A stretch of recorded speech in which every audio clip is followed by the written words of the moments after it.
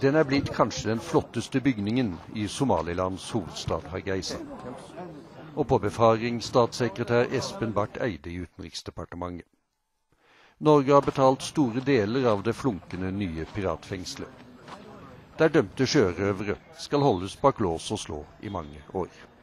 Those in our care are serving sentences between 5 and 20 years, according to their, cases.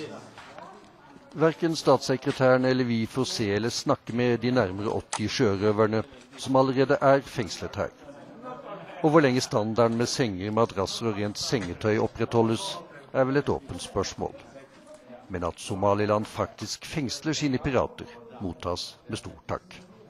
Vi er veldig glad for den utviklingen, fordi det er jo et inntrykk hjemme av at det ikke finnes noen rettsorden i det hele tatt i Somalia. Det er på mange måter riktig for Mogadishu-området, men her i Somaliland så får de det altså til, og det er veldig interessant å se på nært hold.